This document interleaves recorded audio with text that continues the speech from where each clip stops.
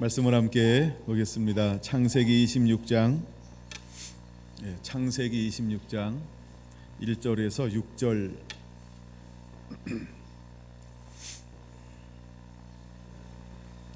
우리 함께 봉독을 하겠습니다. 아브라함 때에 첫 흉년이 들었더니 그때 또 흉년이 들매 이삭이 그랄로 가서 블레셋 왕 아비멜렉에게 이르렀더니 여호와께서 이삭에게 나타나 이르시되 애굽으로 내려가지 말고 내가 내게 지시하시는 땅에 거주하라. 이 땅에 거주하면 내가 너와 함께 있어 내게 복을 주고 내가 이 모든 땅을 너와 내 자손에게 주리라. 내가 내 아버지 아브라함에게 맹세한 것을 이루어 내 자손을 하늘의 별과 같이 번성하게 하며 이 모든 땅을 내 자손에게 주리니 내 자손으로 말미암아 천하 만민이 복을 받으리라. 이는 아브라함이 내 말을 순종하고 내 명령과 내 계명과 내 율례와 내 법도를 지켰음이라 하시니라. 이삭이 그랄에 거주하였더니. 아멘. 진리 안에서 걸어갈 때 15번째 시간입니다. 자, 우리가 번성이라는 주제로 잠깐 옆으로 세서 한 4타임 정도를 나누었던 것 같아요. 다시 창세기로 돌아와서 말씀을 계속해서 이어 나가보려고 합니다. 네, 오늘은 오전과 오후를 통해서 이삭, 그 다음에 오후에는 그랄, 이런 소주제를 가지고 말씀을 나눌 건데 기대하셔도 좋을 것 같습니다. 근데 2시간 가지고는 안 될 것 같고, 이것도 이번 한 주간 동안 계속해서 이삭 이 부분을 좀 함께 말씀을 나누려고 일단은 생각을 합니다. 또 중간중간 하나님의 은혜 더 주시면 또 어디로 튈지 모르니까 좀 기대하시고요. 특별히 오늘 오후에는 또 깊이 이 말씀을 풀어가게 될 것입니다. 여러분들이 오후 또 기대하시고 또 사모하시기를 바랍니다.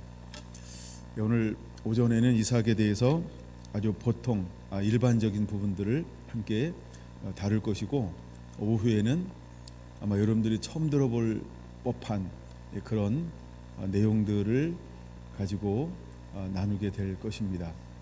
저도 기대가 되는데, 저도 약간 기대가 됩니다.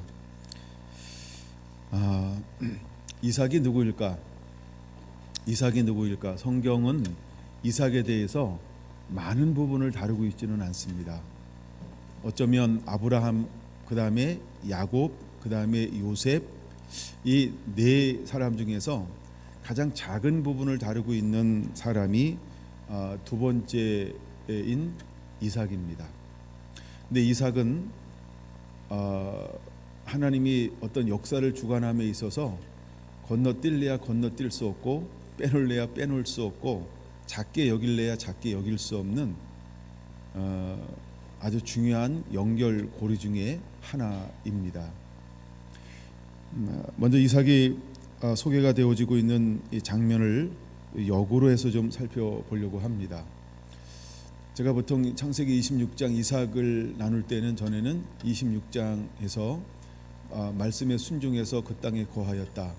그랬더니 12절에 와서 하나님이 그때 100배나 복을 주었더라. 어떤 이런 부분에 초점을 맞추었습니다. 오늘은 좀 이삭이 시작되는 그 시점부터 다시 한번 생각을 해 보려고 합니다. 자, 먼저 15장 1절입니다. 15장 1절 창세기입니다. 이후에 여호와의 말씀이 환상 중에 아브라함에게 임하여 이르시되 아브라함이 두려워하지 말라. 나는 내 방패요 내 지극히 큰 상급이니라. 4절 5절 여호와의 말씀이 그에게 임하여 이르시되 그 사람이 내 상속자가 아니라 내 몸에서 날 자가 내 상속자가 되리라 하시고 그를 이끌고 밖으로 나가 이르시되 하늘을 우러러 뭇별을 셀 수 있나 보라. 또 그에게 이르시되 내 자손이 이와 같으리라 하면서 이미 태어나기도 전에 하나님은 계속해서 아브라함에게 그 아들에 관한 언약, 아들에 관한 약속들을 수없이 말씀하시고 있는 것을 볼 수 있습니다. 그럼 아브라함과 이삭의 공통점 중에 하나가 무엇일까? 아브라함은 갈 바를 알지 못하고 나아갔던 믿음의 사람이었습니다. 나중에 이삭도 시간 되면 볼 겁니다만, 이삭도 하나님 인도하는데 갈 바를 알지 못하고 아버지를 따라 나아가는 모습이 창세기 22장에 기록되어져 있는데, 그것을 우리가 속으로 기록되어져 있는 것을 나중에 볼 수 있습니다. 자, 먼저 이삭이 태어나기 전에 하나님은 이삭에 대해서 수많은 것들을 약속하고 있다라고 하는 것입니다. 하나님이 에레미야가 이 땅에 태어나기 전, 모태에 짓기 전, 조성되기 전부터 내가 너를 알았다, 내가 너를 열방의 선지자로 삼았다라고 말씀하시고 있는 것처럼, 하나님이 이삭은 이 땅에 태어나기 전부터 하나님이 이삭을 향하여 어마어마한 계획을 가지고 있는 것을 계속해서 이렇게 이렇게 엿보도록, 눈치채도록 흘린다라고 표현할 수 있을까요? 그렇게 하고 있는 것을 볼 수 있어요. 창세기 17장 19절 보겠습니다. 17장 19절, 하나님이 이르시되 아니라 내 아내 사라가 내 아들을 낳으리니 너는 그 이름을 이삭이라 하라. 내가 그와 내 언약을 세우리니 그의 후손에게 영원한 언약이 되리라. 21절, 내 언약은 내가 내년 이 시기에 사라가 내게 낳을 이삭과 세우리라 하면서 드디어 그의 이름이 소개가 되어지고 있는 것을 볼 수 있습니다. 하나님은 아브라함에게 나타나셨습니다. 나는 엘 샤다이, 나는 전능한 하나님이라, 너는 내 앞에 행하여 완전하라 요구하시면서 더 구체적으로 이제 아브라함을 그 다음 씨를 향한, 후손을 향한, 유업을 향한, 언약의 아들을 향한 발걸음이 점점 더 이렇게 가파르게 움직이고 있는 모습을 엿볼 수가 있습니다. 더 나아가서 18장 9절에서 15절까지 보려고 합니다. 그들이 아브라함에게 이르되 내 아내 사라가 어디 있느냐? 대답하되 장막에 있나이다. 그가 이르시되 내년 이맘때에 내가 반드시 내게로 돌아오리니 내 아내 사라에게 아들이 있으리라 하시니 사라가 그 뒤 장막 문에서 들었더라. 아브라함과 사라는 나이가 많아 늙었고 사라에게는 여성의 생리가 끊어졌는지라. 사라가 속으로 웃고 이르되 내가 노쇠하였고 내 주인도 늙었으니 내게 무슨 즐거움이 있으리요. 여호와께서 아브라함에게 이르시되 사라가 왜 웃으며 이르기를 내가 늙었거늘 어떻게 아들을 낳으리요 하느냐. 여호와께 능하지 못하는 일이 있겠느냐. 기한이 이를 때에 내가 내게로 돌아오리니 사라에게 아들이 있으리라. 사라가 두려워서 부인하여 이르되 내가 웃지 아니하였나이다. 이르시되 아니라 내가 웃었느니라. 점점점 이 땅에 하나님은 유업을 주기 위해서 다가오는 모습의 세찬 발걸음을 볼 수 있습니다. 하나님은 어떤 하나님이십니까? 엘 샤다이 하나님, 능력 주시는 하나님, 즉 내게 능력 주신 자 안에서 내가 모든 것을 할 수 있느니라 라고 말씀하시는 것처럼 하나님에게는 능치 못함이 없는 분인 것을 계속해서 드러내고 있는 것을 볼 수 있습니다. 여러분, 그때 이삭이 이 땅에 태어나는데 어떤 방법으로 태어나는가? 우리 이것을 이렇게 표현해 볼 수 있습니다. 초자연적인 방법, 즉 일반적인 방법이 아닌 초자연적인 방법으로 하나님은 이삭을 이 땅 가운데 태어나게 하고 있는 것을 18장에서 더 구체적으로 천명하고 있습니다. 왜냐하면 늙었다라고 말하고 있습니다. 사라에게 이 어떤 생리적인 현상이 끊어졌다, 생물적인 현상이 끊어졌다라고 그는 표현하고 있습니다. 이것을 히브리서 기자는 죽은 것 같음을 알고도라고 할 때 단순히 태의 문에 닫힌 것이 아니고, 닫힌 것이 아닌 태가 끊어진 것, 이제 죽은 것 같은, 그 다음에 즐거움이라고 하는 건 두 가지 의미가 있겠지만 자녀를 키우는 즐거움, 이런 의미가 더 강하다라고 보고 싶습니다. 이때 일반적으로 믿음을 키우고 하나님의 연단에서 하나님의 거룩한 것을 담아내기 위해서 사라에게도 믿음이 증가되는 시간을 보내고 있고 아브라함도 믿음이 증가되는 시간을 보내고 있습니다. 그러나 여전히 아브라함이나 사라는 그러니까 어떤 의미에서 완벽하지 않은 것을 여실히 보여주고 있는 것이 얼마나 저는 감사한지 몰라요. 하나님의 말씀이 임할 때 사라가 보였던 반응, 아브라함이 보였던 반응은 어떤 반응이었을까? 웃었다라고 하는 것입니다. 그 웃으면은 여러 가지 의미가 있을 수 있겠죠. 그 웃으면서 이런 생각을 아마 했을 것입니다. 내 남편도 늙었고 나도 늙었거늘. 어때 이걸 생각하면서 라고 하여간 뭐 이렇게 그런 생각을 하면서 웃었겠죠. 제가 우습죠. 감사합니다. 잘한 것 같아요. 근데 그걸 통해서 제가 너무 감사한 건 뭐냐 하면 믿음의 조상이고 열국의 어머니이지만 정말 우리하고 그렇게 별 다른 것이 없는 그렇게 큰 차이가 나지 않는 어쩌면 이렇게 표현할게요. 인간적인 미 이것이 얼마나 저를 따뜻하게 만들어주는지 몰라요. 그런 것처럼 우리가 특별해야 쓰임받는 거 아니라는 것이죠. 우리가 어떤 특출나야 쓰임받는 거 아니라는 거예요. 우리가 많은 은혜가 입었다고 해서 일반적으로 살고 있는 연약함이 없어져야 된다. 그래야 쓰임받을 수 있다. 이것이 아니라고 하는 것에 대해서 얼마나 저는 감사하는지 몰라요. 그래서 이 또한 하나님이 우리를 다듬어가는 하나의 과정이라고 하는 것입니다. 여러분들도 충분히 그런 과정들을 통해서 오직 하나님을 향해서 갈망과 사모함으로 전진하게 되기를 예수님의 이름으로 축원을 드립니다. 자, 이제 드디어 21장 1절에서 5절 볼 것인데 이삭이 태어나고 있는 것을 볼 수 있습니다. 여호와께서 말씀하신 대로 사라를 돌보셨고 여호와께서 말씀하신 대로 사라에게 행하셨으므로 사라가 임신하고 하나님이 말씀하신 시기가 되어 노년의 아브라함에게 아들을 낳으니 아브라함이 그에게 태어난 아들 곧 사라가 자기에게 낳은 아들을 이름하여 이삭이라 하였고 그 아들 이삭이 난 지 8일 만에 그가 하나님이 명령하신 대로 할례를 행하였더라. 아브라함이 그의 아들 이삭이 그에게 태어날 때에 100세라. 아멘. 네.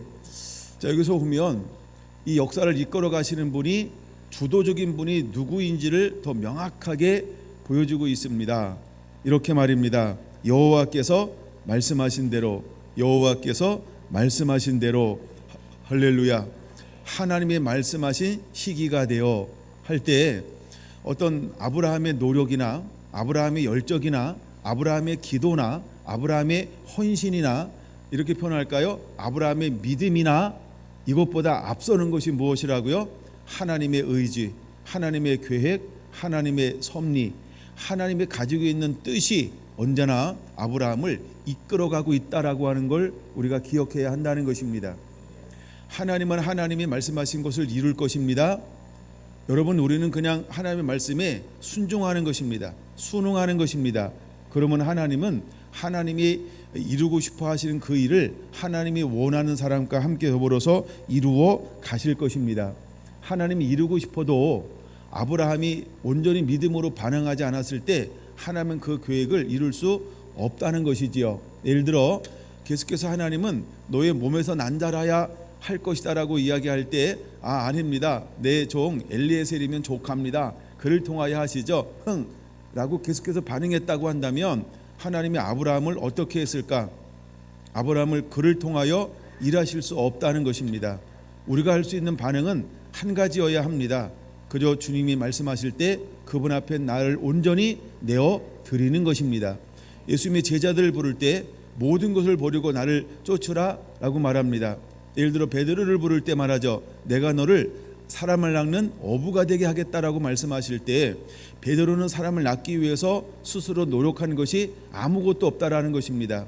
하나님의 은혜가 때가 되면 그에게 임함을 통해서 말씀이 풀어지고 성령이 임하여 모여든 무리들을 향하여 나가 이 감동에 따라 말씀을 증거할 때 하나님의 역사가 말씀을 듣는 사람들의 마음을 찔렀다는 것입니다.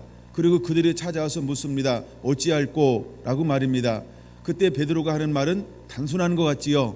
예, 회개하라, 그리고 주 예수를 믿으라, 그리하면 성령을 선물로 받을 것이다. 그 배후에 베드로가 한 것이 있을까요? 베드로는 순종만 하는 것입니다. 베드로는 순응하는 것입니다. 베드로는 반응하는 것입니다. 다시 말하면 통로적인 역할을 감당하는 것이죠. 즉 어떤 통역사와 같은 어떤 이런 역할을 감당할 때 하나님이 주도적으로 일하고 있는 것을 우리가 깨달아야 합니다. 마찬가지로 하나님 이 땅 가운데 이제 아브라함에게 이삭을 낳는 이 일이 왜 이렇게도 중요했을까? 그리고 유업을 이어갈 때 아브라함과 이삭의 차이에는 여기에는 어마어마한 보이지 않는 영적 전쟁이 있다라고 하는 걸 우리가 기억해야 할 것입니다. 왜 이삭의 이야기는 조금 기록하고 있고 아브라함을 불러서 지속적으로 하시는 말씀이 뭐냐 하면 내 씨로 말미암아, 내 후손으로 말미암아, 내 자손으로 말미암아 라고 하는 표현을 지속적으로 하고 있을까? 그러면 이것은 이제 영적인 싸움이라는 겁니다. 하나는 하나님의 계획이 이 땅에 풀어짐, 또 하나는 이 하나님의 계획이 이 땅에 풀어지는 것을 방해하는 또 하나의 세력, 사단이라고 말하죠. 사단의 음모, 사단의 이 엄청난 방해가 늘 어디에 함께하고 있었을까? 네, 하나님이 역사할 때 이 아브라함을 통해서 태어날 그 후손에 지대한 영향을 사단이 끼치고 있다라고 우리는 보아야 합니다. 우리가 욥기와 아브라함은 같은 시대의 사람이라고 말합니다. 그 욥기를 보았을 때 사단이 하는 일이 뭐냐면 온 땅을 두루 다니는 것입니다. 그리고 그가 미혹하고 하나님의 계획을 어떻게 무너뜨릴까를 지속적으로 찾고 있다라고 하는 것이죠. 근데 하나님이 어느 날 아브라함이라고 하는 한 사람을 불렀습니다. 그리고 그를 통하여 하나님께서 축복을 선포해 놓았습니다. 내가 너로 말미암아 복의 근원이 되게 할 것이다. 내 후손으로 말미암아 대적의 문을 치안한 자가 되게 할 것이다. 내 자손이 복의 근원이 되게 할 것이다 라고 하는 이 창세기 1장에 창세기 3장에 있는 이 놀라운 계획이 이제 점점 드러나려고 하는 그 찰나를 누구도 눈치를 챘을까요? 예, 사단도 눈치가 채웠던 것이죠. 그래서 보이지 않게 이 이삭이 태어날 때까지 이 가정을 지리하도록 이렇게 기록해 놓은 이유가 바로 거기에 있다라고 하는 것을 우리는 얼른 눈치를 채워야 합니다. 그래서 사단은 끊임없이 무엇을 하는 걸까요? 방해하는 것입니다. 무엇을 방해할까요? 후손이 태어나지 못하도록. 그래서 일단 태의 문을 닫는 것입니다. 그리고 임신하지 못하게 임신을 태의 문을 열고 닫는 건 하나님이지만 사단이 하는 것은 무엇입니까? 때로는 중절을 시킨다든가, 때로는 낙태를 시킨다든가, 때로는 사산을 시킨다든가, 어떤 이런 건강하지 못한 방법으로 이 정상적으로 태어나지 못하게 할 것입니다. 또한 사탄이 했던 일 중에 하나가 뭐냐 하면 이 땅 가운데 출애굽 모세가 태어날 그 시점을 통하여서 점점 강성해질 때 그들은 산파를 통하여 어린아이 전부를 죽이라, 남자거든 죽이라. 이 말이 무슨 의미인지 아십니까? 씨를 말려라, 이런 의미가 있습니다. 그 다음에 예수님께서 이 땅에 태어남을 알고 헤롯을 통하여 사단은 어떤 명령을 내리게 되었습니까? 그 전우루에서 태어난 모든 남자여든 죽여라 라는 명령을 내려 실제로 수천 명의 사람, 그 다음 세대가 그렇게 이 땅 가운데서 사라지게 되었다라고 하는 것을 우리는 기억해야 합니다. 그럼 그 배후에는 누가 이런 일을 할까요? 사단의 어마어마한 음모가 있다라고 하는 것입니다. 마찬가지로 아브라함을 통해서 가장 중요한 것 중에 하나가 뭐냐 하면 후손이 태어나는 것입니다. 그래서 처음에 그는 엘리에셀을 생각했습니다. 그 다음에 중간에 오다가 이제 사라를 통해서 몸종인 하갈을 드리게 했습니다. 그를 통하여서 마치 그 몸에서 태어나는 씨인 것처럼 착각하게 만들었습니다. 교묘하게 착각하게 만들었던 것입니다. 근데 하나님은 다시 와서 잘 알아듣지 못하는 아브라함을 향하여 뭐라고 말씀하셨습니까? 내 몸에서 날 자, 이러니까 무슨 말인지 알았어요. 그게 아니고 사라에게서 날 자라고 하나님이 정확하게 사라에게서 날 자라고 이렇게 정확하게 하나님이 말씀하시고 있다라는 것입니다. 사단은 계속해서 방해를 했습니다. 그런데 하나님의 계획은 실패할 수 없습니다. 때가 되면 사라를 통해서 이삭이 태어났다는 것입니다. 이때 여러분 아브라함도 웃었습니다. 또 누구도 웃었어요? 네, 사라도 웃었습니다. 또 누가 웃음으로 태어났어요? 이삭이 태어날 때부터 아마 응하 하고 태어난 게 아니라 하하하 하고 태어난지 몰라요. 왜냐하면 사라 이삭이라는 이름의 뜻이 웃음이기 때문에 그렇습니다. 예, 그러면 잘 보세요. 이 웃음의 의미가 뭘까요? 비웃음이 아니고 사단을 향한 비웃음이겠죠. 사단의 계획을 무력화시키는 하나님의 거룩한 웃음. 할렐루야, 할렐루야.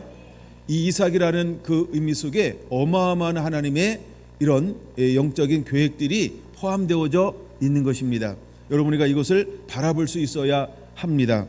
그래서 사단은 끊임없이 이삭이 자라나는 것을 방해하고 있는 것입니다. 21장 보는 김에 한 절만 더 볼까요? 9절입니다. 창세기 21장 9절. 사라가 본즉 아브라함의 아들 애굽 여인 하갈의 아들이 이삭을 놀리는지라. 이 놀린다라고 하는 이 말이 어떤 의미가 있냐면 언어를 찾아보면 악의에 찬 조소를 하고 있는 것입니다. 누가 누구를 악의에 차서 조롱하고 비웃고 멸시하고 막 이렇게 업신여기고 있을까요? 그렇죠. 육으로 태어난 이스마엘이 영으로 태어난 이삭을 조소하고 있다라고 하는 것입니다. 여러분, 우리가 영으로 거듭났을 때 육으로 사는 사람들, 즉 영적으로 거듭나지 않은 사람들을 이것을 이해할 수 없기 때문에 조소할 것입니다. 멸시할 것입니다. 조롱할 것입니다. 이런 것처럼 세상의 사람들은 이스마엘을 통해서 이삭이 이렇게 어떤 대우 이런 환경에 처했던 것처럼 우리 또한 그런 환경에 처하게 될 것입니다. 그러므로 하나님의 계시와 말씀을 가지고 있을 때 타협하지 않고 강하고 담대하게 전진하는 자가 되기를 예수님의 이름으로 축원을 드립니다. 자, 그리고 자라납니다. 8일 만에 할례를 받습니다. 그리고 이제 또 자라나서 시간을 보냅니다. 얼마의 시간이 지났을까? 22장. 하나님께서는 이삭에게 찾아오는 것이 아닙니다만 아브라함에게 찾아왔지만 또 어떤 의미에서는 하나님은 이삭에게 찾아오신 것입니다. 하나님의 아브라함도 보았지만 또 그 동시에 누구도 보시고 있는 걸까? 7절과 8절, 22장 7절과 8절을 보겠습니다. 이삭이 그 아버지 아브라함에게 말하여 이르되 내 아버지여 하니 그가 이르되 내 아들아 내가 여기 있노라. 이삭이 이르되 불가나무는 있거니와 번제할 어린 양은 어디 있나이까? 아브라함이 이르되 내 아들아 번제할 어린 양은 하나님이 자기를 위하여 친히 준비하시리라 하고 두 사람이 함께 나아가서 라고 말합니다. 자, 그런 다음에 9절에 그 이삭을 향하여서 아브라함이 어떻게 반응하고 있는가? 9절 함께 보겠습니다. 하나님이 그에게 일러 주신 곳에 이른지라. 이에 아브라함이 그곳에 제단을 쌓고 나무를 버려놓고 그의 아들 이삭을 결박하여 제단 나무 위에 놓고 라고 말하고 있습니다. 물론 우리가 이 부분은 많은 사람들이 다루고 있습니다. 이삭은 아버지에게 온전히 순종했다라고 말입니다. 그럼 여기가 이삭의 관점에서 좀 이 부분을 좀 보려고 합니다. 그러면 제물이 어디 있습니까? 라고 할 때 아버지는 뭐라고 말합니까? 여호와께서 준비하실 것이다. 그런데 실제로 제물되어 제단에 올라갔다가 내려온 사람이 누구예요? 이삭이라는 것입니다. 근데 이삭의 아버지가 결박하여 너 제물로 드릴 거라고 했는데 잠깐만요. 생각할 시간을 주세요. 준비할 시간을 주세요. 어머니하고 인사 좀 하고요. 그다음에 아버지 내가 독자 맞아요? 내가 이 약속의 유업을 가지고 있는 아들 맞아요? 아버지가 제게 그토록 하나님에 대해서 나에 대해서 말했던 비전 그다음에 계시 그 말씀이 맞는 거예요? 나를 제물로 드리다니요. 그다음에 마지막으로 이거 좋은데요. 내 아버지 맞아요? 라고 이렇게 뭔가 이삭이 반응할 수 있다라고 하는 것입니다. 근데 여기는 그런 것이 기록되어 있지 않다는 것이죠. 성경 어느 곳에서도 그런 류의 이삭의 반응은 기록되어져 있지 않습니다. 그럼 여기서 우리가 무엇을 미루어 볼 수 있을까? 이삭의 마음이라는 것입니다. 이삭의 중심이 어디에 가 있을까? 이미 하나님은 이삭을 어디부터 만졌을까요? 보통 한 나실인들이 태어났을 때 그들은 태에서부터 성령이 충만했습니다. 자라면서부터 하나님의 영이 함께 했습니다. 그리고 사역을 시작할 때 하나님 여호와의 영이 임해서 그들을 사역하게 했습니다. 사역하는 동시에 하나님의 영은 그들과 함께 있습니다. 삼손도 그랬습니다. 사무엘도 그랬습니다. 세례 요한도 그랬습니다. 예수님도 그랬습니다.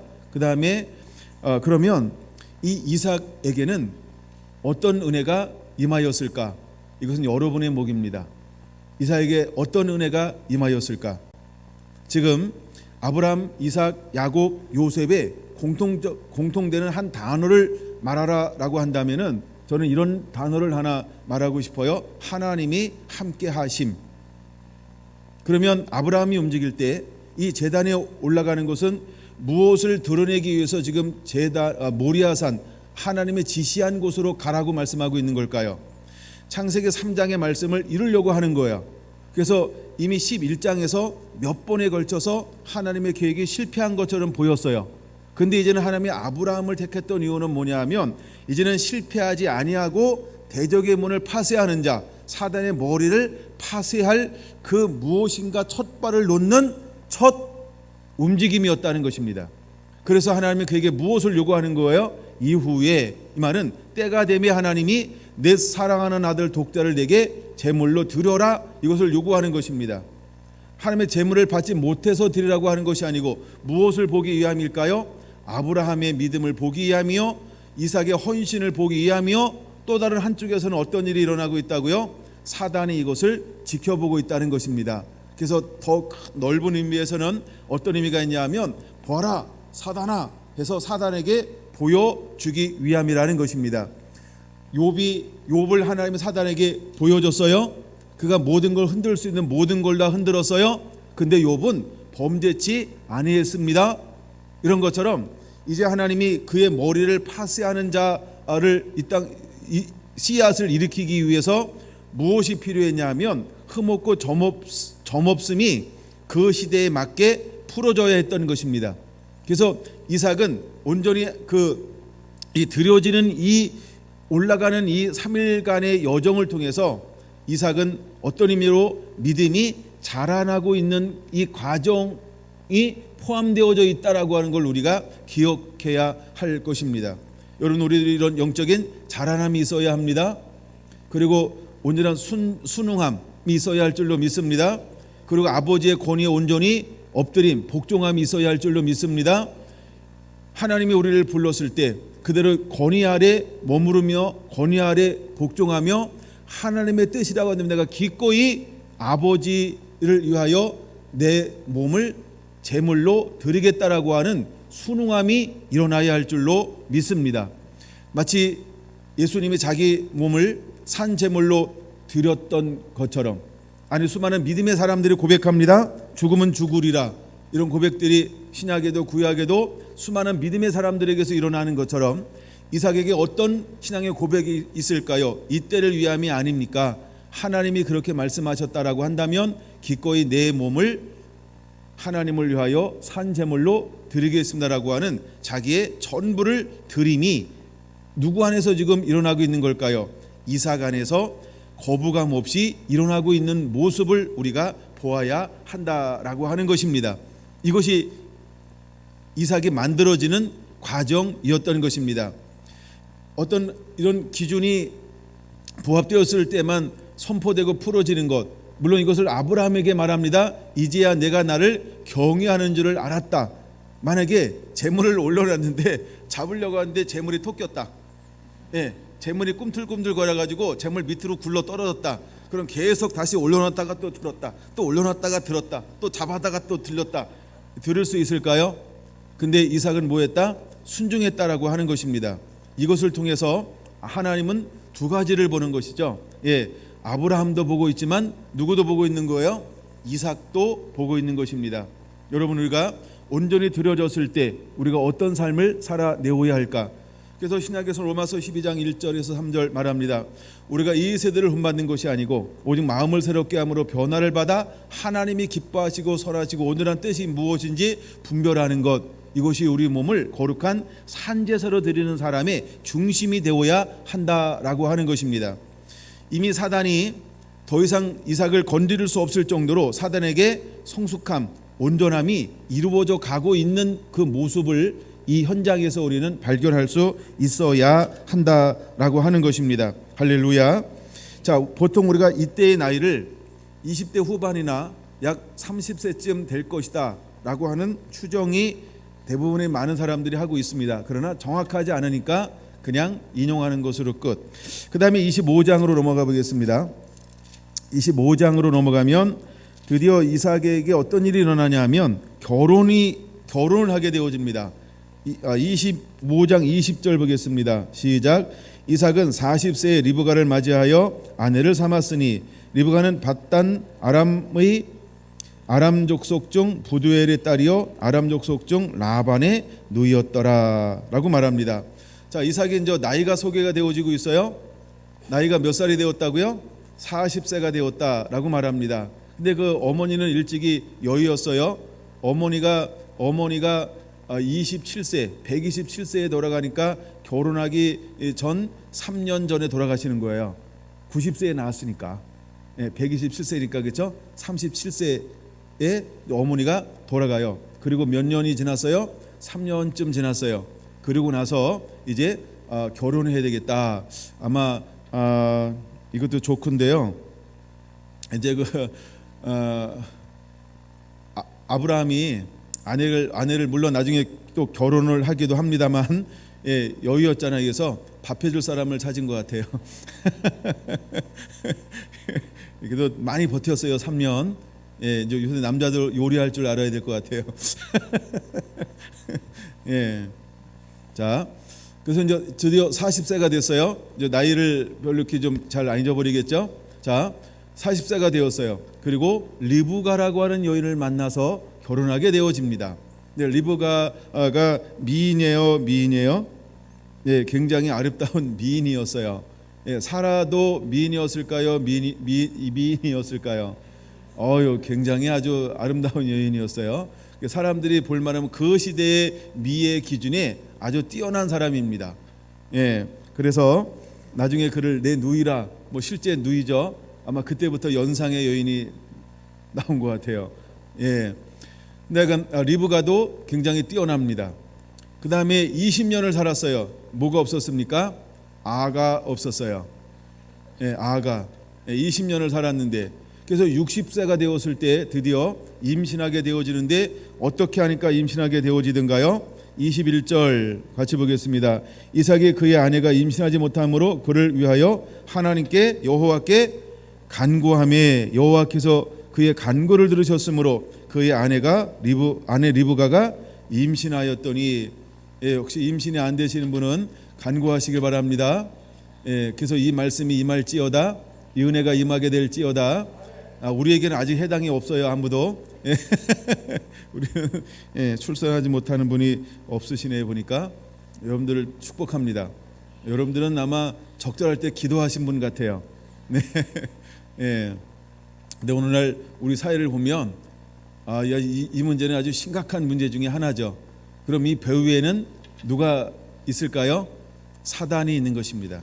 배후에는 사단이 있는 것입니다. 그래서 임신하지 못하게 하고 성이 문란하게 하고 성을 온전히 지키지 못하게 만드는 그런 문화를 조성하고 있고, 또한 법으로 또 어떤 환경으로 생활로 우리를 이렇게 다음 세대를 향해서 두려워하게 하고 염려하게 하고 근심하게 하고, 그 다음에 어떤 대를 잇는 것보다 자기를 더 사랑함을 통해서 자녀 키움의 즐거움보다는 자신의 어떤 즐거움에 더 초점을 맞추게 하는 문화의 변화는 하나님의 문화는 아닙니다. 그러면 누구 문화일까요?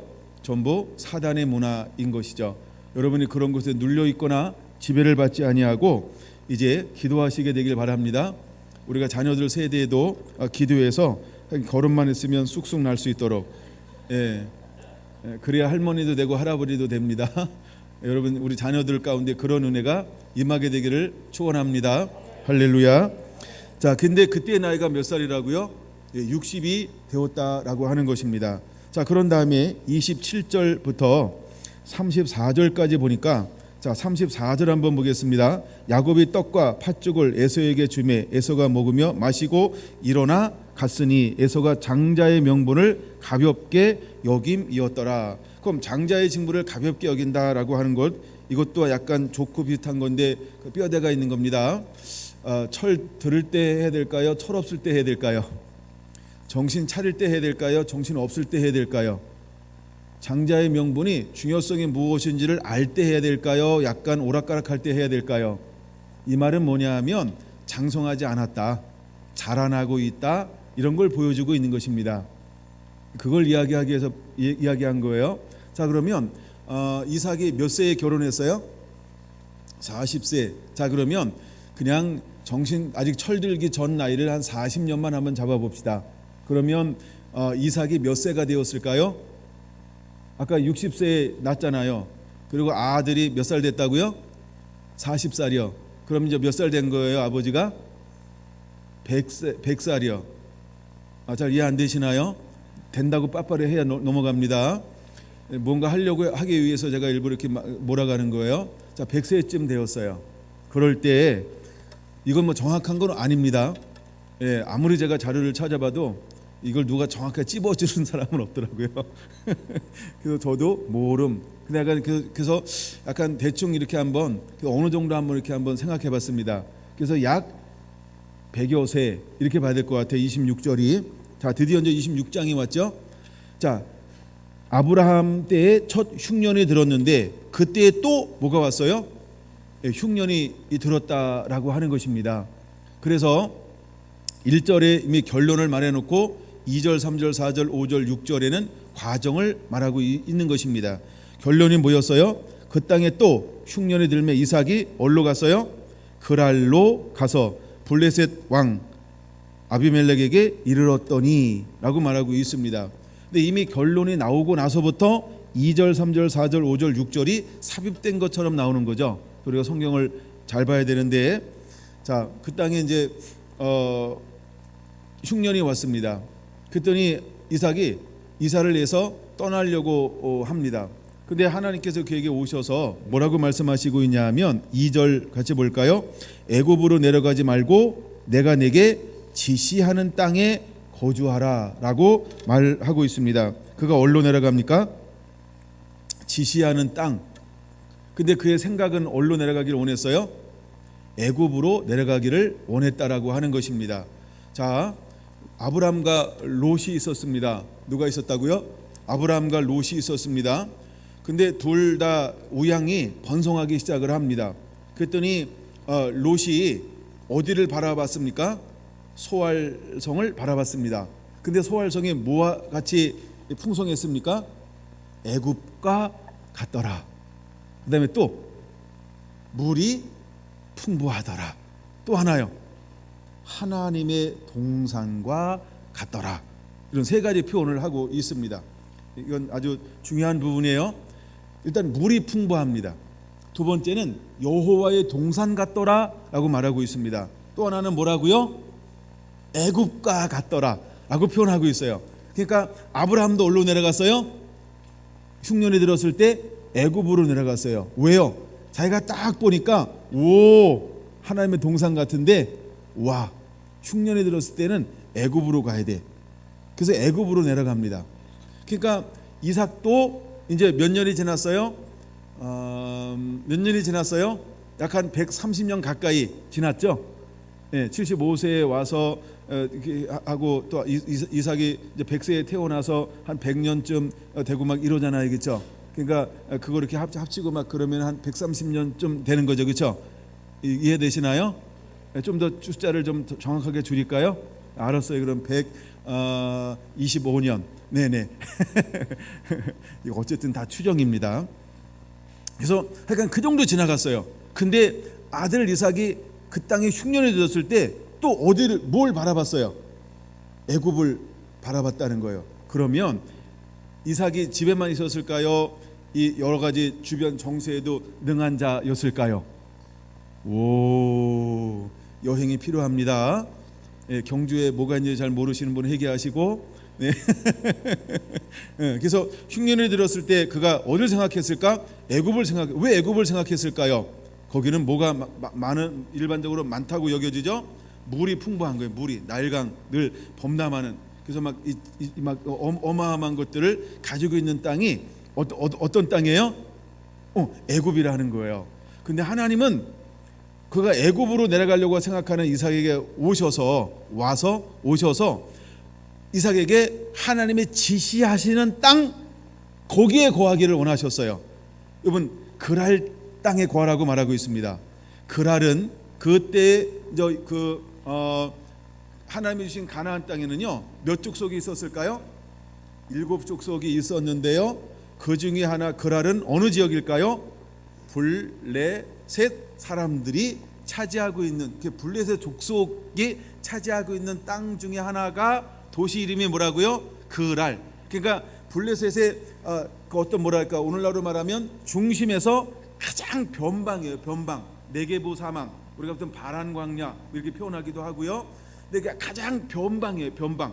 근데 거기에 누가 지금 거하라고 말하고 있는 거예요? 이삭, 너 내가 지시하는 그 땅으로 너 갈래? 라고 말하고 있다라고 하는 거예요. 자, 그러면 이제 하나 또 이제 나중에 오후에는 이걸 더 볼 겁니다. 근데 하나님이 왜 그랄로 가라고 했을까라고 하는 거예요. 먼저 답을 좀 가르쳐 드릴게요. 그랄은 곡창지대예요. 그랄이 무슨 땅이라고요? 곡창지대예요. 거기는 이렇게 푸르릅니다. 거기는 막 푸르름이 있어요. 그것은 곡창지대, 지금도 곡창지대로 아주 유명한 지역 중에 하나가 그랄 땅입니다. 근데 하나님이 그를 어디로 가라고 말씀하고 있습니까? 야, 너 그랄로 가. 근데 잘 보세요. 애굽은 어떤 땅이었어요? 하나님의 지시하신 땅이 아니죠. 근데 그랄은 하나님의 지시하신 땅, 즉 이스라엘의 땅이죠. 이걸 우리가 영으로 이해할 수 있어야 돼요. 처음에 여러분, 우리가 한 번은 하나님이 지시하신 섹타를 벗어날 수 있어요. 누구처럼? 아브라함처럼. 근데 하나님은 이제 두 번째에서는 뭘 하기 원하셨어요? 이 땅을 벗어나지 않기를 원하셨어요. 그 벗어나지 않기를 원했던 이유가 무엇이냐 하면, 여러분들 배경이 안 깔려 있지만 제가 일단 결론적인 것을 좀 말씀드릴게요. 이미 하나님께서 창세기 20장에서 99세에, 아브라함 나이가 99세에 이제 베델에서, 헤브론에서 어디로 이주하게 만들까요? 그랄로요. 자, 그러면 이건 이제 넌센스 같은 건데 진지한 퀴즈 중에 하나입니다. 이삭의 고향은 어디일까요? 역시 넌센스는 굉장히 힘든 거예요. 문제 내는 의도를 모르면 못 맞히는 게 넌센스죠. 그랄이라는 겁니다. 이삭이 어디서 태어났을까? 정확하신 분이 있으면 나중에 가르쳐 드리고요. 가르쳐 주세요. 그리고 이삭이 태어난 지 몇 년 만에 그 땅을 다시 밟는 거예요? 100년 만에 그 땅을 밟는 거예요. 근데 그랄은 이삭을 내쫓아요, 품어요? 품죠. 이건 일반적인 거니까 그랄에서 이삭을 품어냅니다. 근데 품어내는데 이삭이 진리를 따라갈 때, 여호와의 말씀을 따라갈 때 그 땅 가운데서 어떤 하나님의 복을 누리게 될까? 이건 좀 오전에 보고 맞춰야 되는 부분이니까 3절 4절 보겠습니다. 26장, 이 땅에 거류하면, 이 땅이 어떤 땅이에요? 그랄 땅. 그랄, 이건 가나안 땅인데 블레셋 족속에 살고 있는 가나안 땅입니다. 이걸 우리가 이렇게 말하는, 이건 지금 이스라엘 땅입니다. 그걸 우리가 알아야 됩니다. 근데 그 중에 아직 7족속이 아직 존재하고 있습니다. 근데 7족속이 창세기 15장에 말하고 있는 것처럼 아직 죄악이 관영하지 않아요. 죄악에 관영하지 않아요. 아직도 마음 좋은 아저씨들로 살고 있어요. 아니다, 100년 지났으니까 조금 마음 상함, 그렇게 살고 있어요. 근데 가나안 땅 중에 하나라는 거예요. 그걸 기억해야 됩니다. 근데 그랄이라는 거예요. 그 다음에 네모 박스요. 내가 너와 함께 있어. 이게 가장 중요한 단어 중에 하나예요.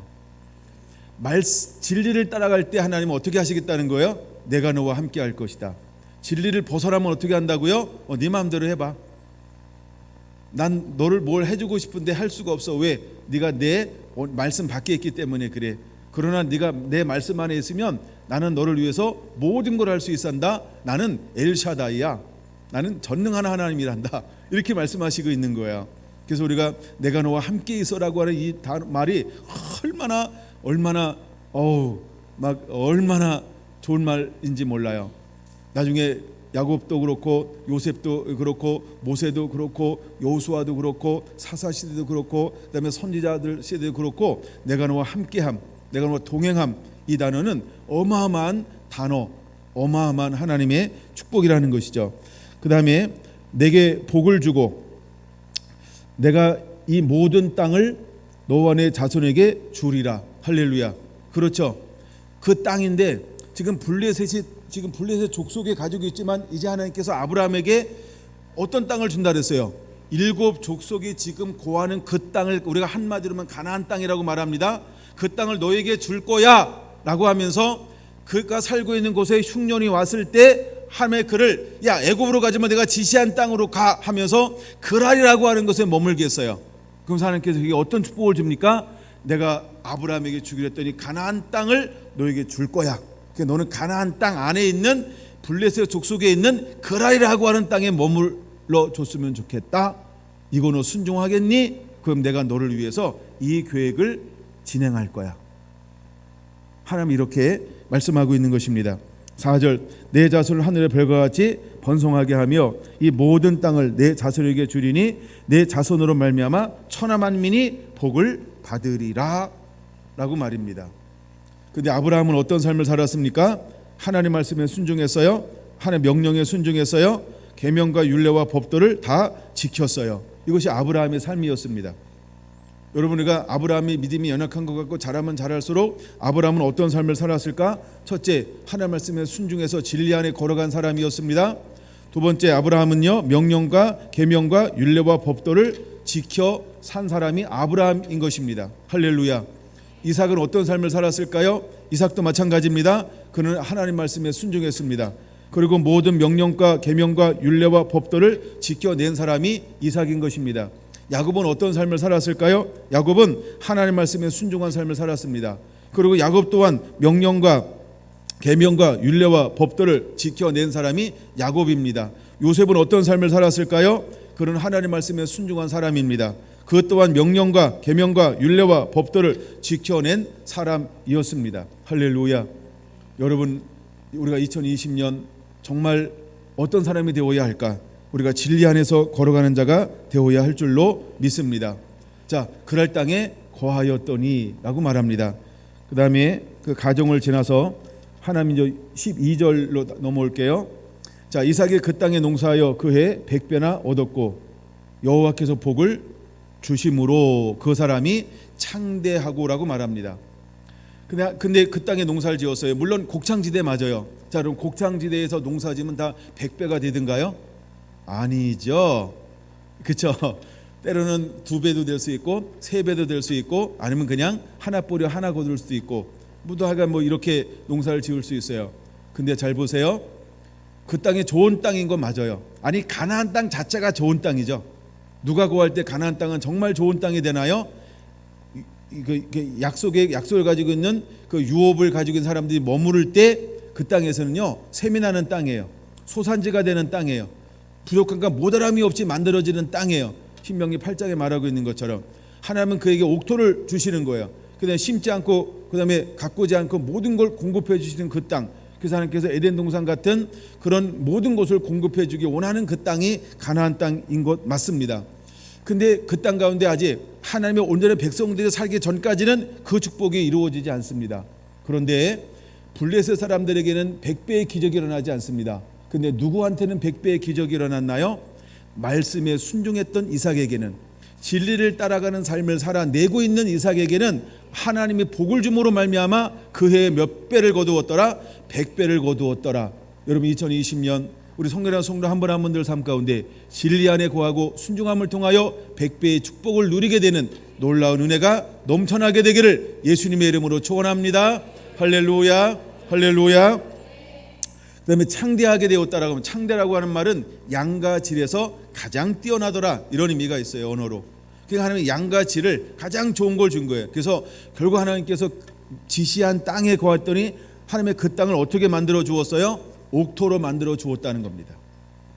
그 다음에 창대하고 창대하니까 왕성하게 됐어요. 마침내 거부가 되었어요. 그 다음에 소와 양과 소가 떼를 이루었어요. 종도 심이 많아졌어요. 그때는 드디어 이제 블레셋 사람들이 뭐 하기 시작했어요? 시기하기 시작했어요. 시기하기 시작했어요. 블레셋 사람들이. 이게 이제 그랄이 블레셋의 변방이라고 그랬어요. 변방이라고 그랬어요. 나중에 법궤를 빼앗겼을 때 그랄에 있는 신당에도 법궤를 가지고 왔을까요? 안 가지고 왔을까요? 안 가지고 왔어요. 5도시가 나오잖아요. 근데 그랄은 빼져요. 왜 그랄이 빼질까요? 변방이라. 간단합니다. 촌동네라 거기까지 안 가져오는 거예요. 단순한 겁니다. 그러니까 블레셋의 변방이거든요. 근데 블레셋 변방에 살고 있는 누가 이삭이 복을 받아요. 할렐루야. 여러분, 그랄은 어떤 땅일까? 그랄은 어떤 땅일까요? 하나님이 예비하신 땅, 하나님이 준비한 땅, 하나님 번성케 하는 땅, 하나님의 꿈을 키우는 땅이 그랄이라고 하는 것입니다. 여러분에도 인생에 그랄을 만나게 되기를 예수님의 이름으로 축원을 드립니다. 여러분, 우리에게는 하나님이 그랄이라고 하는 것을 허용하신다라고 하는 겁니다. 이스라엘 민족에게 허용하는 땅 중에 하나가 고센이라고 하는 걸 허용하죠. 고센이 어떤 땅이었다 그랬어요? 축복의 땅, 양육의 땅, 번성의 땅. 이것이 고센이라고 하는 땅입니다. 근데 애굽에서 고센은 어떤 지역일까요? 애굽에서 고센은 어떤 지역이에요? 곡창지대요. 곡창지대요. 아주 좋은 땅이라고 창세기 47장에 나온다 그랬잖아요. 좋은 땅을 내게 주노니. 그래서 좋은 땅을 주었어요. 거기서 하나님께서 이스라엘 민족을 무엇으로 만들었어요? 민족으로 만들었어요. 70명이 들어가 가지고요, 합쳐서 75명이 돼 가지고요, 거기서 400년이 4대가 지났는데 어떻게 번성합니까? 민족을 이루어서 나갑니다. 한 부족이 들어갔다가 이제는 민족에 대해서 나가는 거예요. 200만 돼서 나오는 땅이 고센 땅이라는 거예요. 그런 것처럼 그에게 지금은 먼저 하나님이 그랄이라고 하는 땅을 하나님께서 어떤 땅으로 만들었을까요? 그랄을 어떤 땅으로 만들었을까요? 하나님께서 번성의 땅으로 만들었어요. 축복의 땅으로 만들었어요. 양육의 땅으로 만들었어요. 그를 키우는 겁니다. 복을 받게 하는 것입니다. 누리게 하는 것입니다. 재충전하게 하는 것입니다. 우리가 진리 안에 거할 때, 즉 말씀에 순종할 때 하나님께서 어떻게 축복하는지를 보여주고 있는 그 땅이 어떤 땅이냐면 그랄 땅이었다라고 하는 것입니다. 자, 이제 오후에 요즘 깔아놓고 오후에 말씀을 좀 더 깊이 들어가서 나누어 보겠습니다. 말씀은 여기까지 하겠습니다.